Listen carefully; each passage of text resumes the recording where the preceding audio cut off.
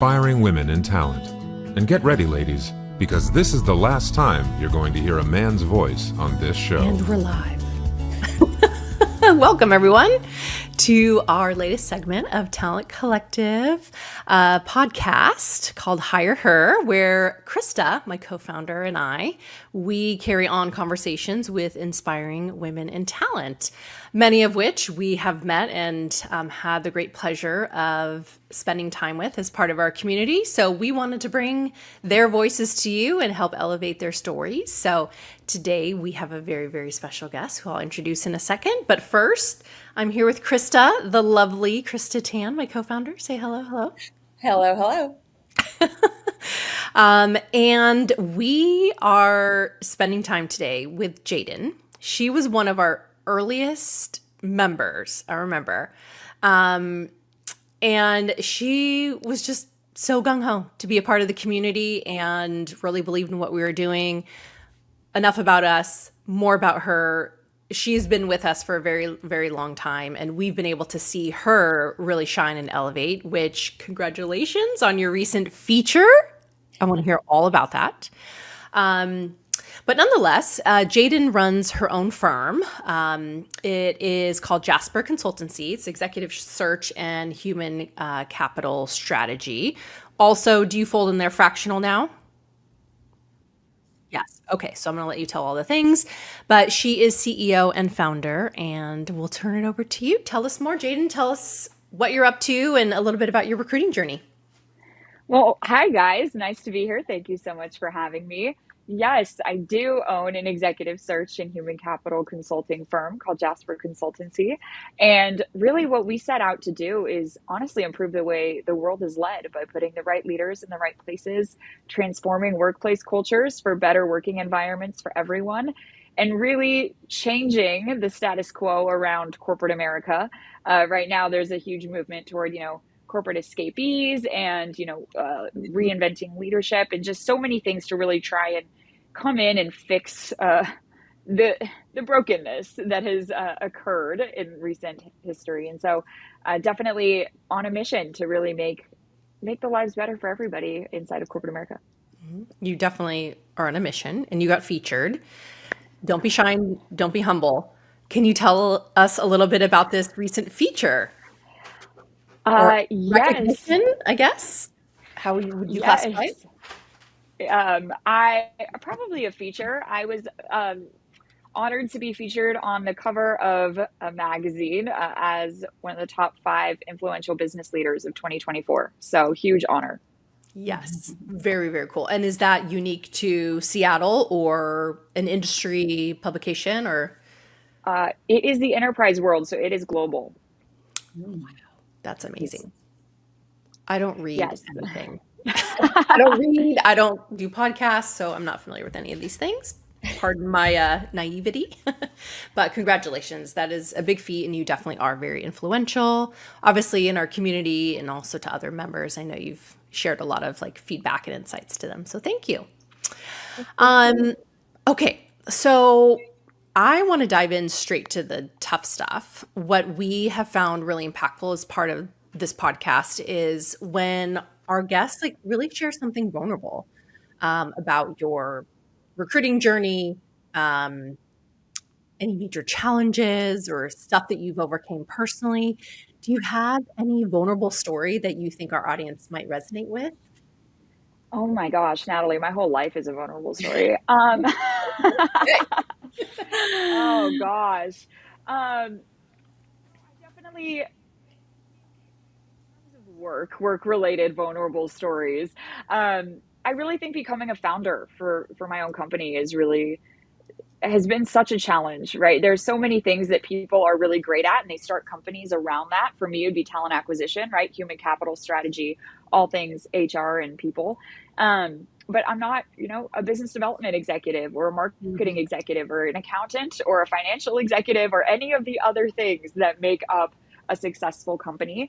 And so one thing that I really struggled with at first was, you don't have the capital to hire the people that are better in those areas than you.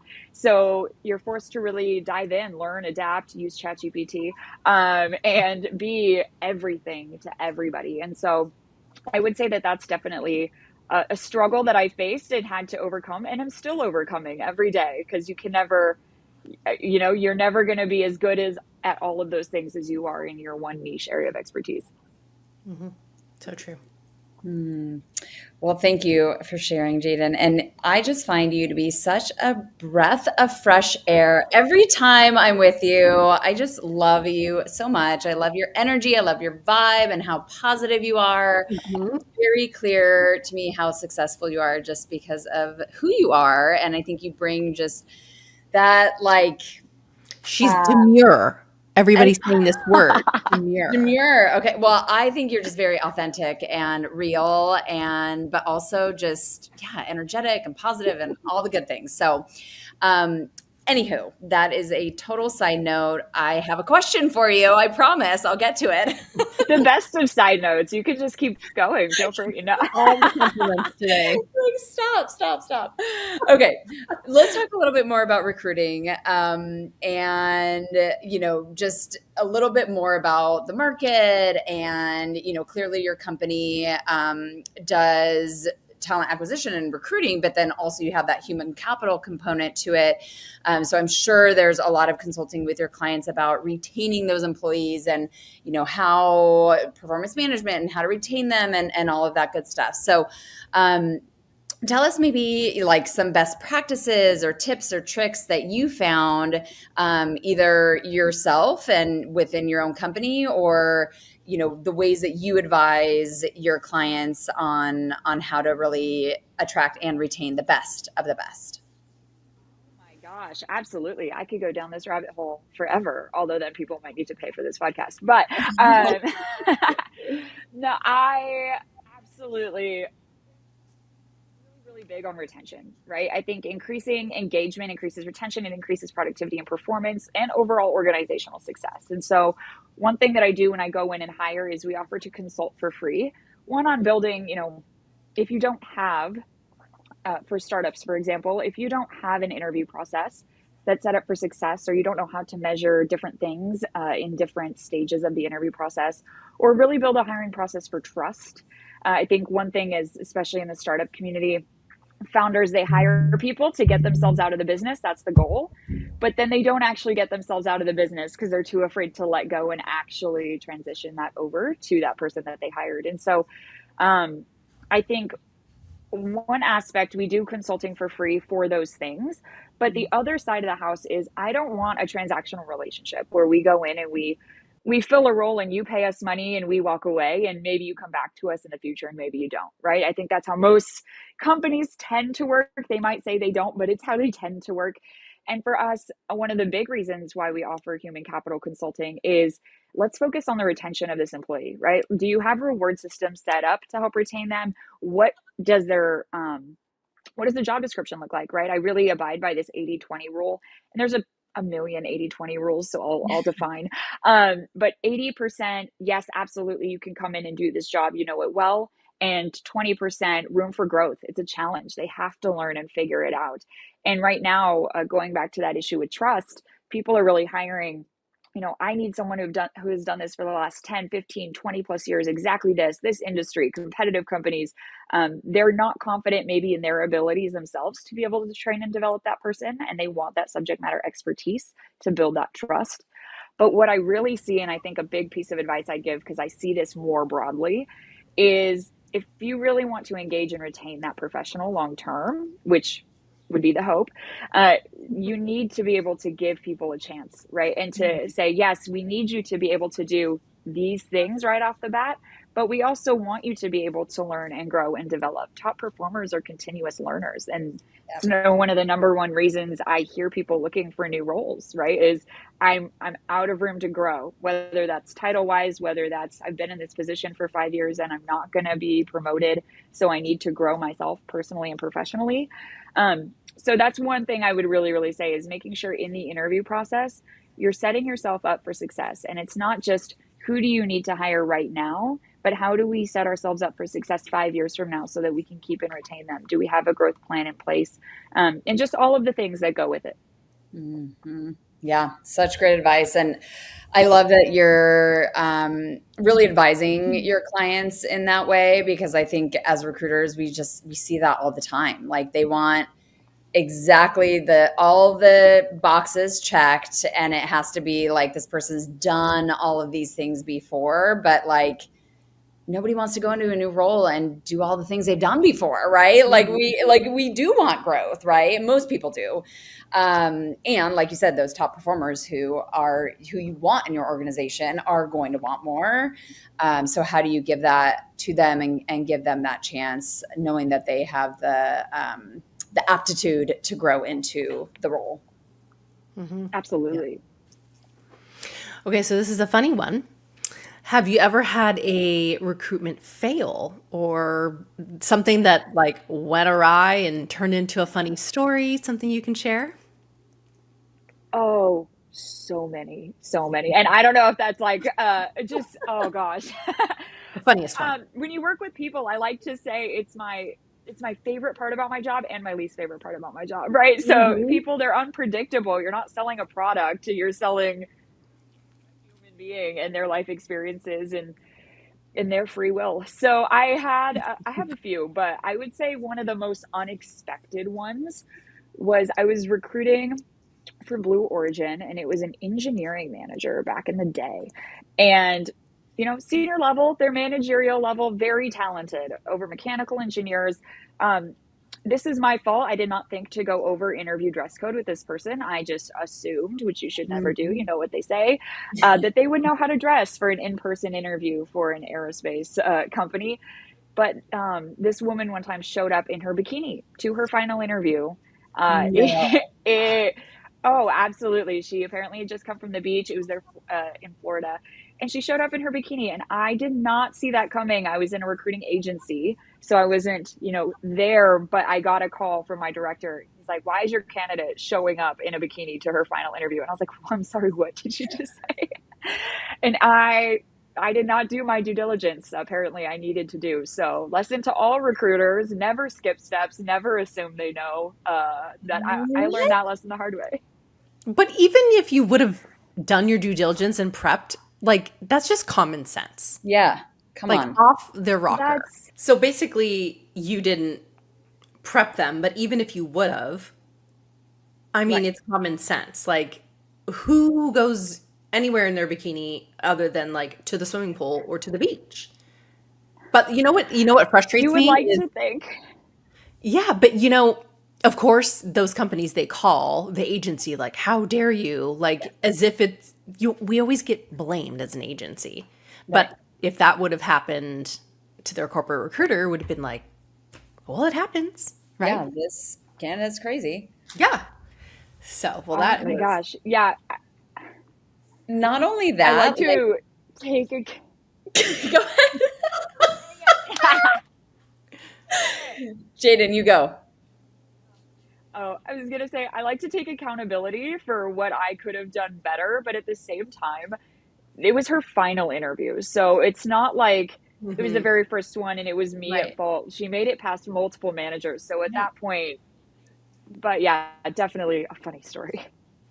Well, and going back to like the recruiting company getting blamed, like the stakes are high, right? Like, I mean, you might have like a $50,000 fee on the line. Like, of course you don't want that candidate to show up in their bathing suit. Like, you know what I mean? That's where I think it's just so, what's it called? Like, just it doesn't compute that like why a company would blame it on the agency. Like, there's zero incentive to send a candidate in their bathing suit on an interview. Right. Unless they're oh my gosh, absolutely. Oh my goodness. Okay, well, we have one final question for you, Jaidin. So to pivot a little bit out of recruiting and just to talk more high level about women in leadership. And clearly you've been an amazing leader throughout your recruiting journey and are an amazing leader today. So talk to us about what you think, and you obviously recruit a lot of amazing women leaders in your executive search firm. So what qualities do you think are essential for women in leadership roles, and how can women cultivate those qualities? That's such an amazing question. I love that. My go-to is always assertiveness. I think it's something that we should we should absolutely recognize that both genders are equal but not the same. And we have strengths as women that men don't naturally have, and men have strengths as men that women don't naturally have. And I think being confident in what those strengths are and using those to your advantage. But one thing I see heavily is that it's a necessity to be more assertive in business, and it's a quality that women tend to possess less of. And so that's why I always jump to that one first. And I've held trainings on this for women, but I really do think there is a way to brag about yourself humbly. There's tactful honesty. There's being your own cheerleader and showing up and advocating for the things that you've accomplished and done. There's the willingness to negotiate. There was a huge study done, actually. Oh gosh, I wish I remember who did this. I'll research it and send it. But there's a huge study done on a gender pay gap. And not to say that this is the reason for the gender pay gap. I'd like that very, very explicitly clear. But what happened in this study was that there's a 20% difference between women who either took the offer or negotiated for less, but took the offer that was on the table, versus men that negotiated way higher. And then similarly, men with promotions, they asked for them, and women didn't tend to ask for them and have those conversations in the same way. And I think that's really illuminating to see that there's a 20% pay gap based on just asking, negotiating, being willing to have those conversations. Having the confidence maybe is what holds people back, having the knowledge. So anything that we can do as women and as men and advocates to really help women be more assertive, be more confident, have the tools under their tool belts to have those conversations. I think not just in terms of pay equality, but also in terms of being in the room, right? Having your voice heard, moving up in companies. And I think that assertiveness is one area that across the board, I see more women wanting and needing to grow in. So that's the first one that comes to my mind that I'm a big advocate for. Oh my goodness. You are just speaking my language. I feel like it's so silly, especially within the recruiting and HR space, when I see women, like at my old company, I hired both a recruiter and an HR person, and neither of them negotiated. They didn't even ask. They did not even ask. And I was sitting here thinking, of course you're not going to get any more money because you didn't even ask, right? Like, I mean, maybe we would have said no, but maybe we wouldn't have. And the person that asked is going to guarantee at least there's like a consideration, right? But like, and to have like a recruiter not negotiate, like that's like, come on, like you see this happening with all of your candidates. Like this plays out, you know, across every single role that you're recruiting for. And so, yeah, couldn't agree more on that one. And I know it's scary to ask, but like, just make the ask, you know, even if your voice is quivering or you're scared to hit send on the email, whatever, just do it, right? Yes, it doesn't hurt to ask. The worst that's going to happen is they say no and you're right back where you were before. Yeah. I've never seen a company, nor have I ever pulled an offer because someone asked for more money than we can give, right? We still want you to work for us. We still want you to work for our clients. Our clients still want you to work for them. You should always ask. The worst that happens is we say no. The best that happens is you make way more money. So, and not even with salaries, but sign-ons, right? That's one thing. Yes. I think people should always ask is just, hey, is there a sign-on? Because it could have not been given to you at all. But even just asking, they're like, oh yeah, we actually can give you X amount. And it depends on the company, but typically they're pre-approved for a certain range of a sign-on bonus. And so if you don't ask, why would they give it to you? They want to save the company money. But if you do ask and they're pre-approved, why? I mean, that could be potentially, if you're in a Fortune 500 that I've worked for before, that could be 20 to 50, 60, 80. I've seen it go up to 80K in a sign-on that you just didn't ask for. Wow. Oh my goodness. Yeah.